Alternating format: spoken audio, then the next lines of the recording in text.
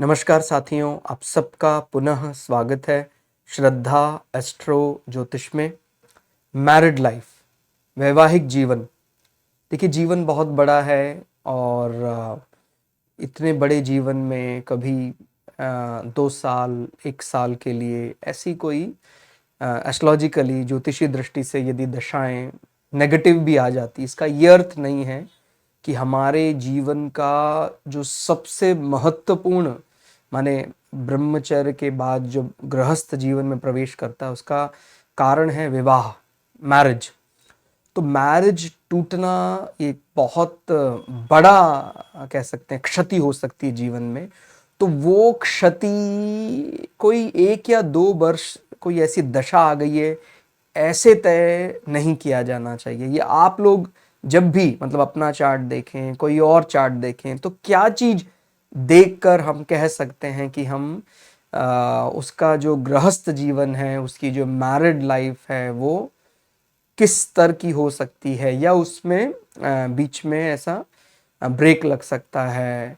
Break लगना अलग बात है। देखिए, ब्रेक लगने का मेरा अर्थ है कि वो ऐसा लग रहा है कि अगर संबंध अच्छे नहीं हो रहे हैं तो खराब भी नहीं हो रहे, वो रुक गए हैं एक बार। ब्रेक लगने में अभी कोई, लेकिन जब वो होता है वो टूट जाना, वो बहुत भारी क्षति हो सकती है। दोनों के ही चार्ट के अकॉर्डिंग कह लें, क्योंकि 7वां भाव के जरिए ही हम कुछ ऐसा पाते हैं जो मेरे पास नहीं है, और नवमांश भी जो भाग्य का चार्ट माना जाता है और वही आफ्टर मैरिज चार्ट माना जाता है। तो जहां तक संभव हो, देखिए ज्योतिषी दृष्टि से तो हम मिलान करेंगे ही, जहां तक संभव हो ये ध्यान रखना है, भाग्य के चार्ट के साथ खिलवाड़ या मैरिड लाइफ जहां तक संभव हो उसको सिक्योर करना, वो एक ही जैसा है। माने अगर हम बचा लेंगे तो भाग्य के साथ खिलवाड़ नहीं होगा, क्योंकि नवमांश जो आफ्टर मैरिज चार्ट है उसमें बहुत बड़ी, माने उसी को बोलते हैं भाग्य की भूमिका। ठीक हो गया। तो एक प्रश्न रूप में भी हमने एक चार्ट लिया है जिनको तत्काल में थोड़ी समस्याएं हो रही थी, लेकिन आप लोग अपने चार्ट से भी, किसी और के चार्ट से भी ये अंदाजा लगा सकते हैं क्या क्या चीज देखनी चाहिए चार्ट में कि उनका जो वैवाहिक संबंध है कुछ कठिनाई होने पर भी नहीं टूटेगा। देखिए, इनका वृश्चिक लग्न, ये पुरुष जातक है। डिटेल हमने हाइड की है, किसी कारण से गुप्त की हुई है। और ये महिला जातक, जो नीचे वाला चार्ट है ये महिला जातक, ऊपर पुरुष जातक। तो वैसे हम माने इनका अच्छा रहा, माने जीवन की यदि बात करें तो लगभग 40 बरस के आसपास इनका जीवन है, संतानें भी हैं। लेकिन अचानक से इनको, खासकर के जब राहु में शनि प्रवेश किया, तो इनको अचानक से रिलेशनशिप में थोड़ी ज्यादा दिक्कतें दिखाई देने लगी, माने पुरुष पक्ष की तरफ से। और फिर जब सितंबर एंड आते आते तो वो चरम पर चले गए। और अब इनको, माने इनकी अपनी गणनाएं देखकर ऐसा लगता है कि शायद हम लोग साथ भविष्य में अब रह पाए कि ना रह पाए, और हमारे बच्चों का क्या होगा, ऐसे इस चीज को लेकर बहुत चिंतित हैं। तो क्या चीज हम विचार कर सकते हैं अपने जीवन के लिए, या जिस प्रकार मैंने पहले भी बताया कि चार्ट एक प्रकार का न्यूमेरिकल है, एस्ट्रोलॉजी ज्योतिष का न्यूमेरिकल। तो जितने ज्यादा न्यूमेरिकल करेंगे उतना ही हमारा ज्योतिष का ज्ञान प्रखर होगा, बढ़िया हो जाएगा। तो देखिए, वृश्चिक राशि में शुक्र लग्न, हमें वृश्चिक मिला है और वृश्चिक में ही शुक्र लग्न में बैठे। आप जानते हैं, जब भी जो संबंधित ग्रह ढूंढ रहे हैं, संबंधित प्रश्न आया है, यदि वो हमें कहीं अच्छे स्थान पर मिल जाता है, तो ये पहली ही बात ये माने क्लियर हो जाती है कि भाई, जैसे शुक्र नेचुरल कारक होता है रिलेशनशिप का। जैसे बोलते हैं ना, अलग अलग प्रकार के शगुन शास्त्र में लक्षण देखते हैं कि किसी ने आपसे प्रश्न किया और संबंधित वैसी ही चीज निकल कर आ गई कि भाई मैंने अपने कुटुंब में समृद्धि के लिए प्रश्न किया, और कोई सामने ऐसा चित्र मुझे दिखाई दिया कि कई मटकों में अचानक से कोई दूध ली हुई महिला दिखाई दे गई।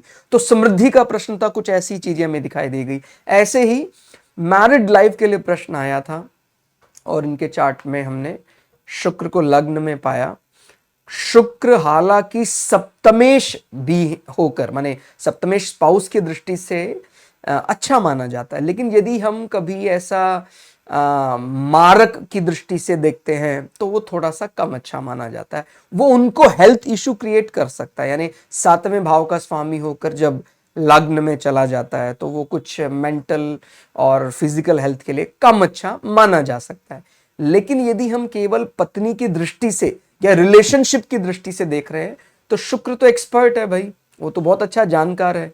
और मैंने बताया है ये जो वृश्चिक राशि है, इसको यदि आप केवल मंगल की राशि समझकर देखेंगे तो आपको थोड़ा कम समझ में आएगा। ये एक प्रकार से शेयर करता है।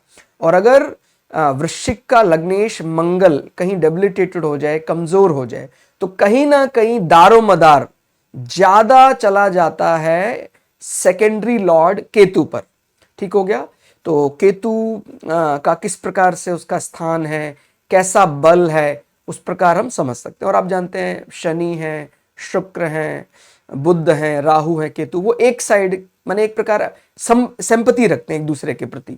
तो शुक्र का यहां बैठना रिलेशनशिप की दृष्टि से खराब नहीं माना जा सकता है। ये जरूर है वो एकांत प्रिय लग्न है वृश्चिक, और एकांत प्रिय राशि वृश्चिक में ही शुक्र महाराज बैठे हैं, तो ये रिलेशनशिप को लेकर, संबंधों को लेकर ये ज्यादा एक्सपोजर पसंद नहीं करते हैं।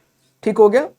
और ऐसा ही सेम महिला जातक में भी हम देखें, वृश्चिक का शुक्र उनको भी मिला हुआ और साथ में डिटैचमेंट प्लैनेट केतु भी बैठा हुआ है।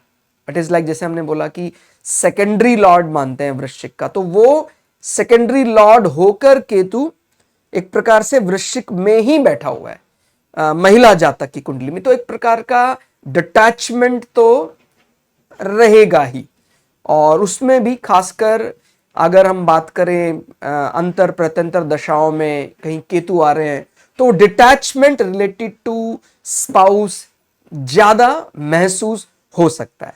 तो जैसे मैंने बताया कि इनको ये चीज ज्यादा महसूस हुई जब इनको प्रत्यंतर दशा में केतु 30 सितंबर 2024 के बाद प्रवेश किया, और वो अभी 30 नवंबर 2024 तक रहेंगे।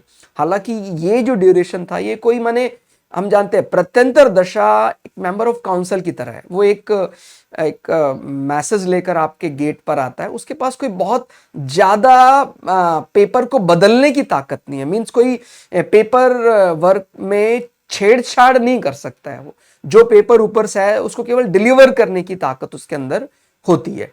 तो जो जब भी माने मेंबर ऑफ काउंसिल कह लें या प्रत्यंतर दशा के जरिए होने वाले जो चेंजेस होते हैं, उनसे बहुत ज्यादा लंबा प्रभाव ऐसा एक्सपेक्ट नहीं करना चाहिए जब तक महादशा और अंतरदशा आपके अगेंस्ट नहीं है। तो प्रत्यंतर दशा से ज्यादा उद्विग्न नहीं होना चाहिए। ठीक हो गया। तो केतु एक प्रकार से तीसरा भाव होता है हमारा नेबर, तीसरा भाव होता है पेपर वर्क, तीसरा भाव हमारे पराक्रम को भी क्षीण कर देता है। हमारे सब जगह ऐसा लगता है जैसे मैसेजिंग वगैरह हमारा कमजोर हो गया है, हमारा पेपर वर्क कमजोर हो गया। और यहां बैठकर वो अपनी 5वीं दृष्टि से 7वें भाव को भी देख रहा है और 9वीं दृष्टि से वो 11वें भाव प्रिय मित्र, बेस्ट फ्रेंड, नेटवर्किंग हाउस को देख रहा है। तो इनको ऐसा ही महसूस हुआ, यानी पुरुष जातक को, कि हस्बैंड वाइफ के रिलेशनशिप में जो दरार जैसी आई, इस कारण से इनका माने वो जानकारी इनके नेबर को मिली, तो उनको ऐसा महसूस हो रहा है शायद मेरा वो लोग बैक बाइटिंग कर रहे होंगे, अब क्या सोच रहे होंगे। और 7वां भाव होता ही रिलेशनशिप का है, तो रिलेशनशिप में बिल्कुल ही एकदम माने अलगाव आ गया। 11वां भाव प्रिय मित्रों का होता है, चाचा ताऊओं का होता है, तो उनको लग रहा है वो सब बात मेरे चाचा ताऊ, मेरे नेटवर्क के जो भी लोग हैं, मेरे कम्युनिकेशन के जितने भी लोग हैं, सबको पता लग गया। ऐसा इनके मन में विचार उत्पन्न हो रहा। हालांकि दूसरा हमारे बारे में जो भी बात करता है, यदि वो बात देखिए कुछ समय के लिए, कुछ दिनों के लिए कोई हमारी इसको बैक बाइटिंग कहें, बुराई कहें, ये एक अलग विषय हो सकता है, लेकिन एक परमानेंट इन्फ्लुएंस की मुझे आजीवन बैक बाइटिंग का सामना करना पड़ा है। फिर हम 12वें भाव को देखते हैं कि 12वें भाव की स्थिति ओवरऑल कैसी है। तो देखिए अगर हम 12वें भाव में बुद्ध महाराज बैठे हुए हैं, और बुद्ध यदि हम विचार करें एक प्रकार से वो इनका 11th लॉर्ड होकर वो 12th में बैठा हुआ है। और यदि हम अपने करियर संबंधी कामों पर विचार करें तो जो विपरीत राजयोग जैसा लाभ है, क्योंकि इनका काम भी माने जन्म तो इनका भारत में हुआ और काम के लिए, लाभ के लिए, इच्छा पूर्ति के लिए इनको विदेश में रहना पड़ा, तो बुद्ध ने एक प्रकार से अच्छे ही फल दिए हैं। तो 12वें भाव की यदि बात करें, 12वां भाव या बैकबाइटिंग हाउस में कोई समस्या इंस्टेंटेनियस इंपैक्ट के रूप में नहीं दिखाई देती है। बात करते हैं इसके यदि डिपॉजिटर की, तो 12वें भाव का स्वामी कौन है? शुक्र, और शुक्र बैठा है लग्न में। ध्यान रखना है, चाहे इनको ऐसा महसूस भी हो कभी कभी कि मेरा बैक बाइटिंग हो रहा है, फिर भी मैं यही कहूंगा कि हम सर्वस्टक वर्ग पर विचार करें, इनको इससे ज्यादा समस्याओं का सामना नहीं करना पड़ेगा। ठीक हो गया। जैसे विपरीत राजयोग बुद्ध बना रहा है, और मैंने बताया कि वृश्चिक में शुक्र एक प्रकार वृश्चिक का स्ट्रक्चर मंगल के मूल स्वभाव से थोड़ा अलग है। ठीक हो गया। हाइडिंग नेचर उसका रहता है। ज़ोडिएक की 8वीं राशि मानी जाती है। कहीं ना कहीं 8वां जो भाव है वो ऑर्गन सेटिस्फैक्शन की बात भी करता है। तो शुक्र को इस राशि से कोई इतनी बड़ी समस्या नहीं है। तो मुझे नहीं लगता है ये बैक बाइटिंग, जो ऐसा ये मान रहे हैं कि भाई मेरा बैक बाइटिंग हो गया है या उसके कारण अब मेरा यश समाज में कैसा रहेगा। बैक बाइटिंग का कारण इनको ऐसा लग रहा है तत्काल में, शायद मेरे धर्म पत्नी ने कुछ ऐसी बातें जो बाहर नहीं बोलनी चाहिए थी, पति पत्नी की दृष्टि से वो शेयर की है, और इस कारण से इनके मन में विचार यहां तक भी आ गया कि मुझे अपना रिलेशनशिप ही ब्रेक करना है, मुझे अब पार्टनर के साथ नहीं जाना है। संतान को लेकर भी ये काफी ज्यादा सोच में पड़ गए, क्योंकि जो संतान इनके प्रति एक प्रकार प्रेम जाहिर करती थी, वो संतान भी कहीं ना कहीं अभी इनके पक्ष में बात नहीं कर रही है। माने इनको ऐसा लग रहा है कि उन्होंने, संतान ने भी कहीं ना कहीं मेरा साथ छोड़ दिया है। हालांकि यदि हम वैसे 5वें भाव की विचार करें, 5वें भाव पर राहु की नवी दृष्टि तो जरूर है। जल तत्व राशि कर्क राशि में राहु बैठा है और इनको राहु की महादशा भी चल रही है, लेकिन ध्यान रखना है कि इसका डिपॉजिटर केवल दृष्टि से नहीं होता, डिपॉजिटर गुरु सूर्य के साथ मिलकर राजयोग बना रहा है, और गुरु और शनि का मिलन भी राजयोग माना जाएगा, लॉन्ग लास्टिंग फेम, और उसमें पंचमेश इन्वॉल्व हो रहा है। ठीक हो गया। गुरु, शनि, सूर्य सब पंचम भाव को दृष्टि दे रहे हैं। ठीक हो गया। तो जो इनको ये ऐसा पिता पुत्र ऐसा लग रहा है कि रिलेशनशिप अच्छे नहीं रह पाएंगे, वो केवल है कि भाई सन और सैटर्न का क्लोज कंजंक्शन रहा है, और कुछ गलतियां कहीं ना कहीं इनके जरिए भी इनके पूर्वजों के प्रति, माने मंगल राहु, मंगल को बोलते हैं commander in chief, Rahu dacoit है, डाकू है, तो वो ऐसा माने नवम भाव, हालांकि भाग्य का बल और पूर्वजों पितरों का बल इनको मिला, फिर भी इनकी अपनी तरफ से इनको और बढ़ चढ़कर अपने पिताश्री, खासकर पिता के प्रति जो भी जितना भी ये सम्मान कर सकते हैं पिता का, गुरुओं का, उससे, क्योंकि रूट कॉज कहीं ना कहीं राहु महादशा चल रही है तो बहुत डिप्लोमेट कर देता, और राहु की 5वीं दृष्टि शुक्र को पे प्रभावित कर रही है। ऐसा भी होने के प्रबल आसार बनते हैं कि जब भी शुक्र को राहु बाधित करता है तो कोई तीसरा व्यक्ति रिस्पॉन्सिबल हो सकता है रिलेशनशिप को खराब करने के लिए। माने इनके मन में जो उत्पन्न हो रहा है कि नहीं मेरे धर्म पत्नी का मेरे प्रति वफादारी है कि नहीं है, वो विचार को डिस्टर्ब करने में कहीं ना कहीं कोई महिला जातक भी रिस्पॉन्सिबल हो सकती है। तो ये एकदम इनको विचार करना चाहिए, और दूसरे विवाह के बारे में तो सोचना ही नहीं चाहिए, क्योंकि जब भी हम आगे विवाह के बारे विचार करते हैं तो नवम भाव की स्थिति देखते हैं, क्योंकि आप जानते हैं 7वां भाव हमारा विवाह होता है, और 7वें भाव से यदि आगे गिनते 1 2 3, तो यदि हम सेकंड मैरिज के बारे विचार कर रहे हैं तो नवम भाव की स्थिति अनुकूल होनी चाहिए। ठीक हो गया। तो इंस्टेंटेनियस इंपैक्ट तो बहुत ही ज्यादा खराब है, मंगल और राहु बैठे हुए हैं। ठीक हो गया। तो इसीलिए ये ध्यान रखना है, यदि इस प्रकार के कॉम्बिनेशन या आप भी कभी कोई चार्ट देखते हैं कि नवम भाव की स्थिति खराब है, तो उनको वैवाहिक संबंध जो चल रहा है उसको पूरी तरह सिक्योर करना उसकी खुद की दायित्व समझकर करना चाहिए। क्योंकि अगर उसको लग रहा है कि नहीं अगला विवाह करेंगे तो जीवन अच्छा हो जाएगा, तो नवम भाव कि बिना बल प्राप्त किए आप दूसरे विवाह की तरफ जाएंगे तो बहुत बड़ी समस्या, इनफैक्ट जैसा इनको लग रहा है उससे भी ज्यादा समस्याओं का सामना करना पड़ सकता है। तो जैसे ये तो इनके मन में सब उधेड़-बुन चल रहा है, प्लस माइनस बार बार आगे बढ़ना चाहिए, नहीं करना चाहिए, लेकिन वैसे इनका कुटुंब सिक्योर है, डरने की जरूरत नहीं है। हम दूसरे भाव की बड़ी वरीयता देखते हैं, खासकर मैंने तो मैरिड लाइफ के लिए दूसरे भाव को सबसे ज्यादा तवज्जो दी है। ठीक हो गया। तो दूसरा भाव जो हमारा कुटुंब, हमारे एक्युमुलेशन ऑफ वेल्थ को रिप्रेजेंट करता है, गैदरिंग को रिप्रेजेंट करता है, उसका स्वामी गुरु लाभ स्थान में बैठा है। वैसे भी धन का स्वामी लाभ में जाना सामान्यतः अच्छा मानते हैं, वो राजयोग में इन्वॉल्व होकर वहां कार्य कर रहे हैं। और चंद्रमा जो है, जो इंस्टेंटेनियस इंपैक्ट क्रिएट कर रहे हैं, वो नवमेश होकर इनके कुटुंब भाव में बैठे। तो जैसे मैंने बताया, कुटुंब की रक्षा का सबसे बड़ा कारण इनके पिता, इनके गुरुओं के साथ मैत्रीपूर्ण संबंध, उनके साथ संवाद बहुत बड़ा कारण बनेगा। क्योंकि जो महादशा, जो विंशोत्तरी महादशा चल रही है, वो दशा स्वामी एग्जीक्यूट कर रहा है चंद्रमा की राशि से। तो चंद्रमा को और बल प्रदान, यानी लैंडलॉर्ड यदि और बली होता है, तो जो बैठे हुए ग्रह हैं, क्योंकि काफी हद तक राहु 40 की उम्र के आते आते अडेप्टिव बन जाता है, तो बोलते हैं जिस घर में बैठा है, जिनके साथ वो बैठा है, उसके लक्षण वो ले लेता है।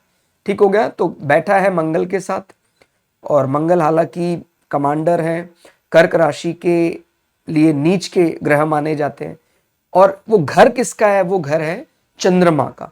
तो चंद्रमा को यदि और बल प्रदान किया जाता है, तो राहु जो भी कुछ ऐसा ऋणात्मक, चाहे स्पाउस के कारक पर इसका दृष्टि संबंध है, चाहे संतान भाव को राहु प्रताड़ित कर रहे हैं, प्रभावित कर रहे हैं, माने इनको ऐसा लग रहा है कि मुझे सब लोग प्रताड़ना दे रहे हैं, मेरे इस समय का लोग दुरुपयोग करना चाहते हैं, लेकिन ऐसा नहीं है।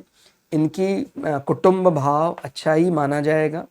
कुटुंब भाव यानी संतानों के साथ मिलकर गैदरिंग इनकी बहुत बढ़िया साबित होगी। तो इसलिए थोड़ा सा समय, लेकिन इनको गुड न्यूज अगर कोई ऐसा एक्सपेक्ट कर रहे हैं, ये देखिए 30 नवंबर तक तो अभी ये अप डाउन चलता ही रहेगा, और 30 नवंबर के बाद इनकी तरफ से ये बढ़िया मैसेज, माने इनकी बुद्धि भी कहीं ना कहीं निवृत्त हो जाएगी केतु से। तो शुक्र एक रोमांस के लिए कारक ग्रह मानते हैं, सप्तमेश होकर काम कर रहा है।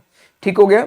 तो शुक्र फिर अपने संबंधों को बचाने के बारे में विचार करेगा। जो अभी केतु डिटैच करने पर विचार कर रहा था, किसी भी प्रकार के कम्युनिकेशन या नोटिस, इस प्रकार की चीजें वो नेगेटिव, ऋणात्मक कर रहा था, हमारे मित्रों के साथ भी संबंधों को कम करने का प्रयास कर रहा था, हम पड़ोसियों पर भी डाउट कर रहे थे कि कहीं इनकी इन्वॉल्वमेंट ना हो। हालांकि कोई स्त्री की इन्वॉल्वमेंट जरूर हो सकती है इसमें।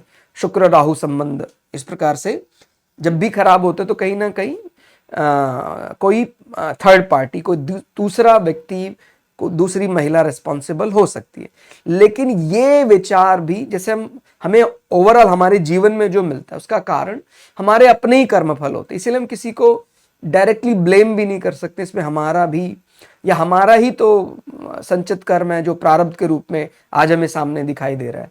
इसीलिए हम जो क्रियमान कर्म है, जो हम आज कर सकते हैं, हम उसी पर बात करेंगे कि नहीं, मैं तो पूरी तरह से, मैं आगे तक ये ओथ लूंगा कि किसी प्रकार से कोई ऐसा स्त्री संबंध इतना ज्यादा उसको मैं इंपॉर्टेंस ना दे दूं जिस कारण से मेरे अपने संबंध तल्ख हो जाए, मेरे अपने संबंध खराब हो जाए।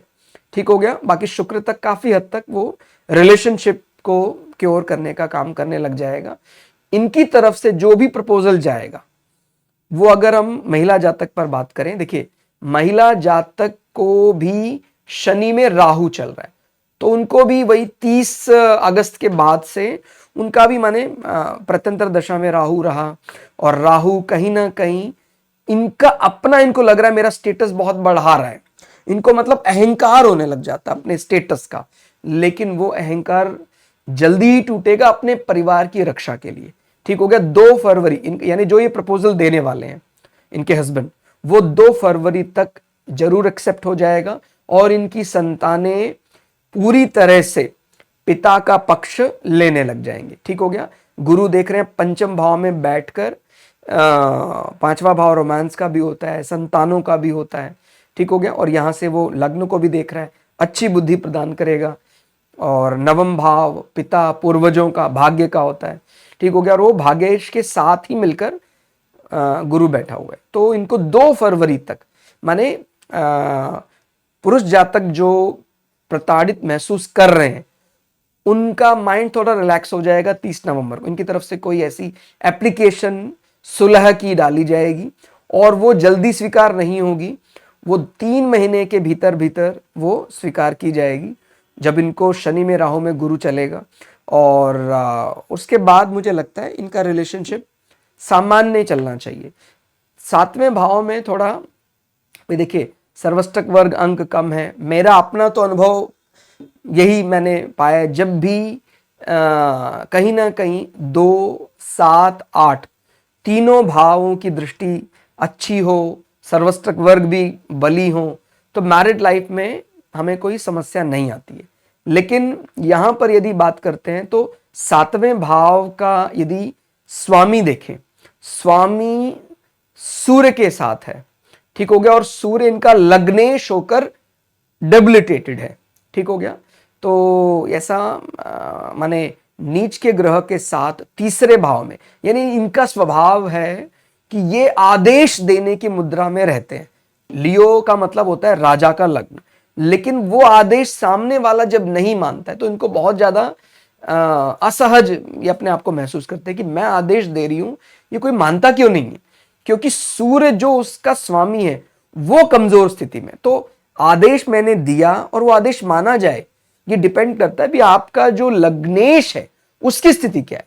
बाय डिफॉल्ट आप बनना तो चाहते हैं वैसे 5 नंबर लियो जैसे, लेकिन वो आदेश अभी आगे चलकर वो माना ही नहीं जा रहा है, तो उनके मन में ऐसा विचार। और सूर्य और शनि एक प्रकार से शनि शत्रु मानते हैं सूर्य को, तो वो संबंध भी कहीं ना कहीं इनके मन में ऐसा लग सकता है कि चाहे मेरा कोई ऐसा माने कई दफा ये शनि की महादशा में 6th और 7th को मिलाने के जैसा काम कर देते हैं कि भाई ये शत्रु के जैसा बर्ताव मेरा स्पाउस क्यों कर रहा है, मेरा आदेश जो है वो मानना चाहिए था, वो ठीक है, मेरा सामने वाला जो मेरा विरोधी है वो नहीं मान रहा, लेकिन मेरा माने इनके दिमाग में विचार जा सकता है कि मेरा हस्बैंड, मेरे स्पाउस भी जो मेरे विरोधों की टोली है उसमें जाकर ऐसा खड़े हो गए। कुछ समय के लिए इनको ऐसा लग सकता है। तो शनि में राहु जब समाप्त हो जाएंगे तो इनके दिमाग से इस प्रकार का ये विचार काफी हद तक चला जाएगा, और उसमें महत्वपूर्ण भूमिका होगी इनकी संतानों की। ये संतान ही लीड करेंगे कि नहीं, हमें माता पिता को मिलाने का काम करना चाहिए, तो संबंध नहीं टूटेगा। और जब भी आप भी कभी ऐसा कोई देखें तो देखिए, हमें दूसरे पर विचार करना है, 7वें पर विचार करना है, 8वें भाव पर विचार करना है। यदि तीनों भाव थ्रेशोल्ड से कम है, जैसे सर्वष्टक वर्ग में ये थ्रेशोल्ड से कम है, ये मैं मानता हूं, लेकिन केवल 7वें भाव के कमजोर होने से सेपरेशन नहीं होगा। ठीक हो गया। 18 बहुत कम है, संबंध थोड़े थोड़े इनको ऐसा लगेंगे, लेकिन कुटुंब में यदि बली होता है तो कई चीजें हमारी कई बार हस्बैंड वाइफ की बनती भी नहीं है, वैचारिक मतभेद रहते हैं, फिर भी वो बात हमारे कुटुंब के कारण, हमारे स्वजनों के कारण, जब हमारे घर में एक पार्टी जैसा माहौल बनता है तो बड़ा अच्छा वो एक अमृत उत्पन्न करता है। ठीक हो गया। भुकुट दोष भी इनको मैचिंग के समय लगा था। भुकुट हम जानते हैं वो उम्र के साथ साथ लव एंड अफेक्शन के लिए देखते हैं। देखिए, प्रेम, आपसी प्रेम या शारीरिक प्रेम उम्र के साथ साथ किसी कारण से, हालांकि मैं ये नहीं कह रहा हूं घटना चाहिए, अगर घटता है फिर भी हम केवल उस कारण से अपने कुटुंब को बाधित ना करें। ठीक हो गया। यदि हमारा दूसरा भाव किसी भी प्रकार से सिक्योर हो जाता है, या आठवें भाव की भी भूमिका बड़ी अहम है। आठवां भाव हमारा organ satisfaction as well as हमारे ससुराल की भूमिका भी है। तो कई बार ससुराल के कारण हमारे संबंध बच जाते हैं। ठीक हो गया। तो यहां पर जैसे मैंने बोला, मन ही पुरुष जातक का कुटुंब को बचाने में लगेगा, और महिला जातक का यदि हम कुटुंब भाव के स्वामी की बात करें, कभी भी कुटुंब का स्वामी ग्रह भाव के साथ संबंध बनाता है, अच्छा माना जाता है। ठीक हो गया। और सर्वष्टक वर्ग में भी 31 पॉइंट्स हैं। डिटैचमेंट प्लैनेट केतु बैठे हुए हैं, इनको दोनों को ही अपने नक्षत्र अनुसार भी जल के देवता माने वरुण देवता का ध्यान करना, उनका चित्र लगाना बहुत बढ़िया रहेगा रिलेशनशिप को क्योर करने के लिए। और आप भी यदि कोई प्रैक्टिस कर रहे हैं, ऐसा चार्ट है, तो देखिए 2, 7, 8 के अलावा आपको शुक्र की स्थिति देखनी चाहिए। शुक्र की स्थिति कैसी है भाई? अब दोनों की स्टाइल एक ही जैसा भाई, वो भी अपने संबंधों को थोड़ा सा संकोच के साथ आगे बढ़ाना चाहते हैं। शुक्र रिलेशनशिप का कारक है और बैठा संकोची राशि में। 8 नंबर स्कॉर्पियो थोड़ा सा छुप कर रहना चाहता है, इनका भी शुक्र 8 नंबर में है। तो उस प्रकार से तो दोनों का जो प्रेम को लेकर है वो एक ही जैसा है। तो शुक्र नेचुरल कारक होता है। शुक्र की स्थिति यदि संतोषजनक है, दोनों चार्ट में एक ही दिशा में शुक्र जाते हुए प्रतीत होते हैं, 7वें 8वें दूसरे भाव में कोई बड़ा दोष नहीं है, तो रिलेशनशिप नहीं टूटेंगे, वैवाहिक संबंध नहीं टूटेगा। तो इस प्रकार से आप लोग भी दूसरा, 7वां, 8वां इनके स्वामियों की स्थिति, नेचुरल कारक शुक्र पर विचार करें। यदि ये बली हैं तो केवल एक भाव या एक ग्रह के कमजोर होने से वैवाहिक संबंध नहीं टूटेगा। ठीक हो गया। केवल अच्छे दशाओं तक हमें धैर्य रखकर इंतजार जरूर करना है। जैसे अब इनका तो बहुत नजदीक है, माने 1 महीने के भीतर भीतर इनको काफी हद तक माने 30 नवंबर तक इनको काफी हद तक रिलैक्स मिल जाएगा, और वो बात सामने वाला भी मान जाए वो 2 फरवरी तक। तो आज के लिए इतना ही। प्रयास आपको कैसा लगा कमेंट करके जरूर बताइएगा। मिलते हैं अगली वीडियो में, तब तक के लिए जय श्री भगु पराशरा, जय श्री शुक्राचार्य, नमस्कार।